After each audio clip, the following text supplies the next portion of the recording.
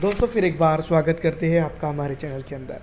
जैसा कि आप जानती हैं कि अक्टूबर की 7 तारीख एक ऐसी तारीख थी जो भयावह स्थिति को पैदा कर चुकी थी।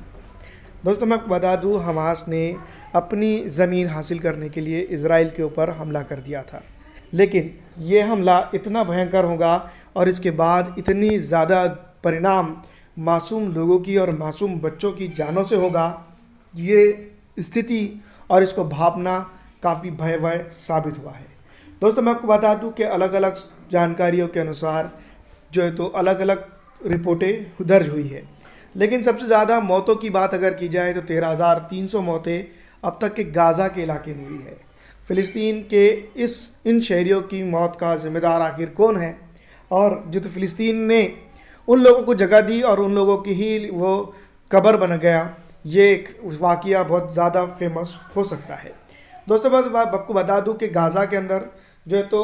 अब तक के रिपोर्ट के मुताबिक, BBC न्यूज़ हिंदी की रिपोर्ट के मुताबिक मैं आपको बता दूं, गाज़ा में अब तक 13,300 की मौत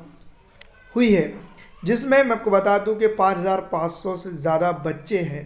हमास की तरफ से ये रिपोर्ट शाये की गई है। मैं आपको बता दूं कि गाज़ा के अल-शिफा हॉस्पिटल के ऊपर भी इज़राइल डिफेंस फोर्स का जो है तो अभी कंट्रोल है, और पूरी तरह से मैं आपको बता दूं कि एक तरह से देखा जाए तो प्रोपेगेंडा के तौर पर ये काम कर रहा है। दूसरी तरफ अगर हम बात करें तो इज़राइल ने जो है तो बच्चों को और बूढ़ों को, महिलाओं को और ख़ास करके उन लोगों को टारगेट किया है जो गरीब है, जो इस जंग के अंदर पूरी तरह से शिरकत नहीं किए हुए हैं। उन लोगों को टारगेट करके उन लोगों को मारा है। मैं आपको बता दूं कि हमास की तरफ से ये आंकड़ा आया है, WHO के आंकड़े कुछ और हैं, और बहुत सारी जो है तो अलग अलग संस्थाओं के आंकड़े जो है तो बहुत ज़्यादा अलग है, लेकिन ये अपने आप में एक स्थिति पैदा करती है और सवाल खड़े करती है उन देशों के लिए भी और उन लोगों के लिए भी जो जिनेवा काउंसिल, जिसको हम कह सकते हैं जो बच्चों के लिए काम करती है, यूनिसेफ, वो अब इस वक्त में कहाँ चले गए, क्योंकि 5,500 बच्चों की बात कही जा रही है हमास की तरफ से,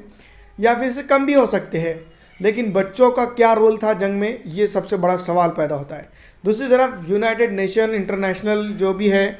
वो कहाँ सो गया है, क्यों यहाँ पर वो पीस मेंटेन करने में कामयाब नहीं हुआ, और क्यों जिन लोगों की ज़मीन है उनको वापस नहीं दी गई। दूसरी तरफ अगर बात की जाए तो इज़राइल की, जो वजूद ही नहीं रखता है अपने आप में एक, उसका क्या बना, और क्यों जो है तो उन्होंने गरीब मासूम बच्चों के ऊपर, गरीब लोगों के ऊपर जो है तो इस तरह का अटैक किया। ये एक अपने आप में सवाल खड़े करने वाली स्थिति है, और उन लोगों के लिए, अमन पसंद जो अपने आप को कहते हैं, अमेरिका और बहुत सारे अलग अलग देशों के लिए सवाल पैदा करता है। आपको क्या लगता है कमेंट